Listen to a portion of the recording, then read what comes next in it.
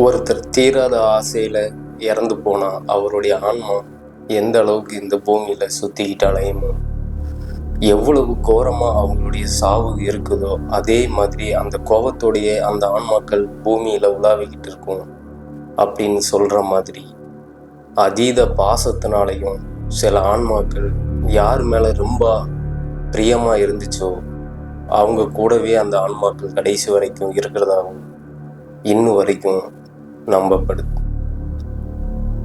தீராத மோகத்தினால இறந்த ஆன்மாக்கள் பூமியை ஆள்ற மாதிரி, தீராத பாசம் கொண்ட சில ஆன்மாக்களும் அவங்க கூடவே தான் வாழ்ந்துட்டு இருக்கு.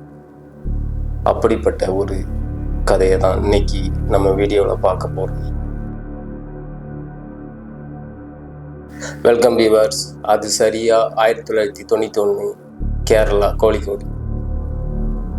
கேரளாவில் ஹஸ்பண்ட் ஒய்ஃப் இவங்க லவ் பண்ணி மேரேஜ் பண்ணி ரொம்ப சந்தோஷமாக வாழ்ந்துட்டுருக்காங்க. அவங்களுக்கு ஒரு பையன் பிறக்கிறான். அந்த பையன் பேர் ஆரவ். ஆனால் இவங்களுடைய துர்பாக்கியமோ என்னமோ தெரில, அந்த பையன் வாய் பேச முடியாதவனாக பிறக்கிறான். அவனையும் எவ்வளவோ ஹாஸ்பிட்டலுக்கு கூட்டிகிட்டு போய் செக்கப் போனாலும் அந்த பையனுக்கு இன்னும் வரைக்கும் பேச்சே வரல. சரி, பேசலனாலும் பரவாயில்ல, ஒத்தைக்கு ஒரு பையனாக இருக்கான் அப்படின்னு அவன் மேலே அளவு கடந்த பாசத்தை கொண்டு அந்த பேரண்ட்ஸ் ரொம்ப செல்லமாக வளர்த்துட்டு வராங்க. அப்படி செல்லமாக வளர்த்துட்டு வரும்போது அவங்களுடைய மனைவி ஒரு நாள் உடம்பு சரியில்லாமல் படுக்கிறாங்க. அப்படி படுத்த படுக்கையாக படுத்தவங்க அதுக்கப்புறம் அதிலிருந்து மீளவே இல்லை. ஒரு கட்டத்தில் அவங்க இறந்து போயிடுறாங்க. அப்படி அந்த இறந்து போன ஆன்மா இவங்களுக்கு எந்த மாதிரி விஷயத்தை எல்லாத்தையுமே இவங்களுக்கு கொடுத்துச்சு, இவங்க கண்ணுக்கு எந்த மாதிரி விஷயங்கள்லாம் தெரிஞ்சிச்சு, அதுக்கப்புறம் இவங்க லைஃப்பில் என்னென்ன மாற்றங்கள்லாம் வந்துச்சு, இதை பற்றி தான் இன்றைக்கி ஃபுல்லாக டீகோட் பண்ண போகிறோம். நீங்கள் பார்த்துட்டு இருக்கிறது பிரபா டீகோட்ஸ். நான் உங்கள் பிரபா. வாங்க இன்னைக்கு வீடியோக்குள்ளே போகலாம்.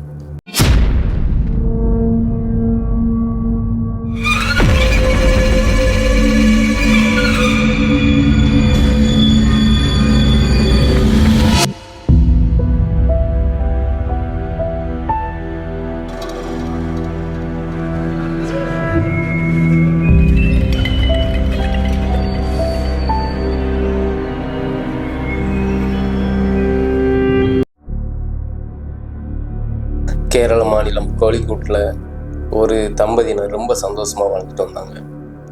இவங்களுடைய மேரேஜ் லவ் மேரேஜ். ஒருத்தர் ஆசைப்பட்டு மேரேஜ் பண்ணிக்கிட்டாங்க. அப்படி அவங்க மேரேஜ் பண்ணி அவங்களுக்கு ஒரு ஆண் குழந்தை பிறகுது. இன்டர்வியூவில் சொன்ன மாதிரி அந்த குழந்தைக்கு பேச்சு வராது. அப்படியே இவங்க சந்தோஷமாக ஒரு நாள் வாழ்ந்துட்டு இருக்கும்போது அவங்களுடைய மனைவி இறந்துடுறாங்க. ஆனால் அக்கம் பக்கத்தில் உள்ளவங்க, இவங்களுடைய சொந்தக்காரங்க எவ்வளவு சொல்லியும் அவர் ரெண்டாவதாக மேரேஜ் பண்ணிக்கவே இல்லை. ரெண்டாவதாக வரப்போகிறவா எனக்கு நல்ல ஒய்ஃபாக இருப்பா, ஆனால் என் பையனுக்கு நல்ல அம்மாவாக இருப்பாளான்னு எனக்கு சந்தேகமாக இருக்குது. அதுவும் வாய் பேச முடியாது என் பையன், எந்த இதுனாலும் யார்கிட்ட சொல்ல முடியாது. அவனுடைய வழிகளை ஒரு அப்பனாக இருந்து என்னால் மட்டுமே புரிஞ்சிக்க முடியும். அதனால் நான் என்னுடைய பொண்டாட்டியோடைய நினைவிலே நான் வாழ்ந்துட்டு என் பையனை நல்லபடியாக வளர்த்துருவேன் அப்படின்னு சொல்லி பிடிவாதமாக மேரேஜ் பண்ணாமல் இருக்காரு. சரி, இவனும் தன்னுடைய பொண்டாட்டி மேலே இவ்வளோ பாசமாக இருக்கானு அப்படின்னு யாருமே அவனுக்கு மேரேஜுக்கு கட்டாயப்படுத்தலை. காலப்போக்கில் இவங்க வாழ்ந்துக்கிட்டே வராங்க. ஒரு சில நாட்களில் இவனுடைய பையன் பேச முடியாது. ஆனால் தன்னுடைய அப்பாவை பார்க்கும்போதோ அப்பா கூட நைட்டு தூங்கும்போதோ ஏதோ ஒரு விஷயங்கள் அவங்கக்கிட்ட சொல்ல வந்ததாகவும் அவன் சொல்கிறதுக்கு முயற்சி பண்ணுறான். ஆனால் அவன் என்ன சொல்ல வரான் அப்படிங்கிறது அவரால் சரியாக புரிஞ்சிக்க முடியல. அவன் எது நம்மக்கிட்ட சொல்லணும்னு நினைக்கிறான், ஆனால் அவன் என்ன சொல்ல வரானே அவரால் தெரியும். அப்படியே இருக்கும்போது அவனை ஹாஸ்பிட்டலில் கூட்டிகிட்டு போய் செக்கப் பண்ணுறாங்க.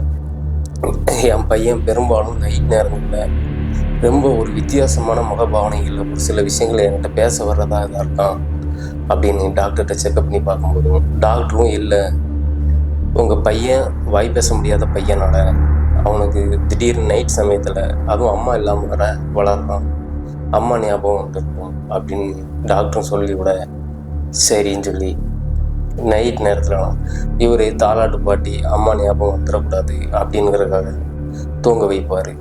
ஆனால் இவனுக்கு என்ன தான் தாலாட்டு பாட்டி தூங்க வச்சாலும் அந்த பையன் மறுபடியும் அதே மாதிரி நைட்டு தன்னுடைய அப்பா கிட்ட ஏதோ கையை காட்டி சொல்ல வர்ற மாதிரியே வரான். இவருக்கும் சரியாக புரியலை. இவரும் அப்படியே அதுக்கு கடந்து போயிட்டே இருக்கார்.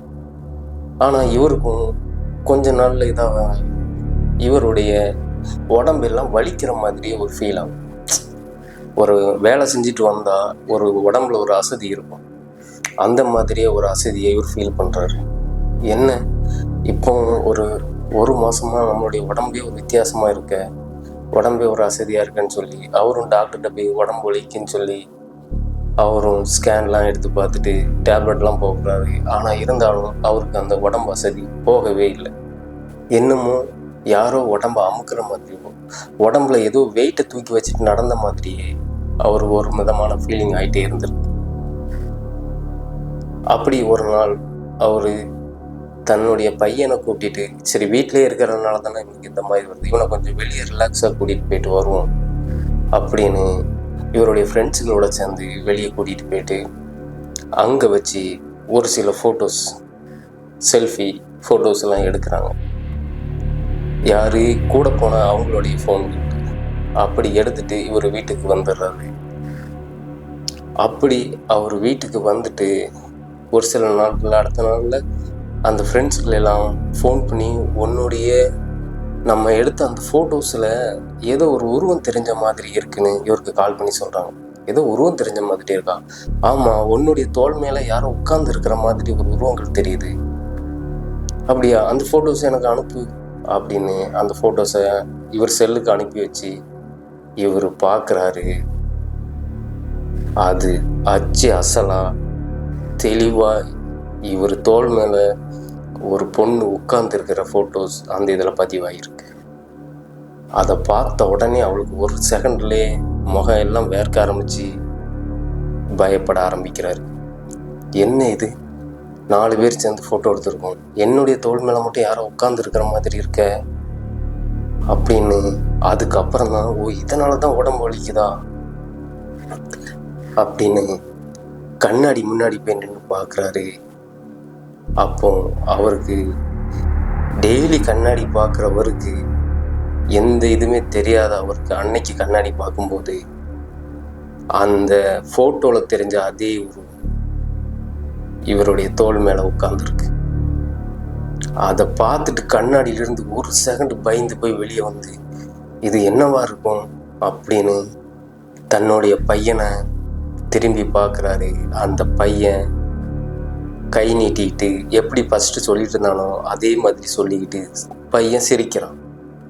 இவருக்கு தன்னுடைய பையனை பார்த்ததுக்கப்புறமும் கொஞ்சம் பயம் வர ஆரம்பிக்குது. என்னடா இவ்வளவு நாள் இந்த பையன் இப்போ இதை தான் சொல்லிட்டு இருந்தானா அப்படின்னு தன்னுடைய கையில் இருந்து ஃபோனை எடுத்து ஃபோட்டோ எடுக்கிறாரு. அப்பவும் அதுலேயும் அந்த உருவங்கள் தெரியுது. இவருக்கு பயத்தில் என்ன பண்ணுறதுனே தெரில. என்னது, நம்மளை ஒரு பேய் பிடிச்சிருக்கா என்ன இதில் அப்படின்னு சொல்லி இவருக்கு ஒன்றுமே புரியலை.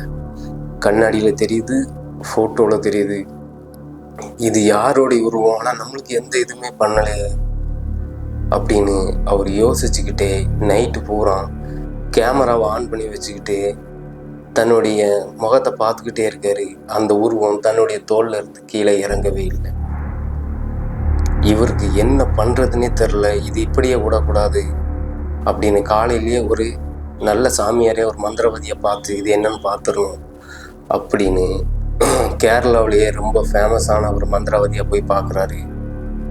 சாமி, இப்படி என்னுடைய ஃபோட்டோஸ், என்னுடைய நண்பர்கள் கூட சேர்ந்து எடுத்த ஃபோட்டோஸ், இது நான் நேற்று எங்கள் வீட்டில் வச்சு எடுத்த ஃபோட்டோஸ், எல்லா ஃபோட்டோஸ்லேயும் என் மேலே யாரும் உட்கார்ந்து இருக்கிற மாதிரி தெரியுது அப்படின்னு அவர் சொன்ன உடனே இவர் நடந்தது எல்லாத்தையுமே சொல்கிறார்.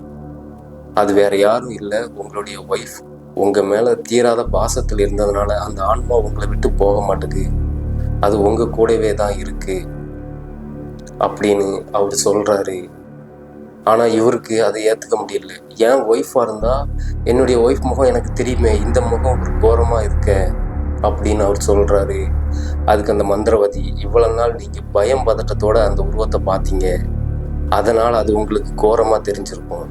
நீங்கள் அதை ஒரு அன்பான பாசத்தோடு பாருங்கள், அதோடைய உண்மையான முகம் உங்களுக்கு தெரியும் அப்படின்னு அவரும் சொல்ல, அவரும் ஒரு சில அந்த எலுமிச்சம்பழம் அந்த தகடு எல்லாத்தையும் வாங்கிட்டும் வர்றாரு ஒரு சேஃப்டிக்கு.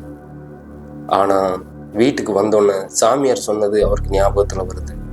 சரி, நம்மளும் பாசத்தோடு எடுத்து பார்ப்போமே அப்படின்னு சொல்லி தன்னுடைய ஒய்ஃபை மனசுக்குள்ள நினச்சிக்கிட்டு ஃபோனை எடுத்து செல்ஃபி எடுக்கிறாரு. அப்போ அவருக்கு கண்ணுக்கு தெரிஞ்ச உருவம் இதுதான். தன்னுடைய மனைவியோட முகம் அச்சு அசலா இவருக்கு தெரியுது. அதே மாதிரி கண்ணாடி முன்னாடி போய் நின்று பார்க்குறாரு.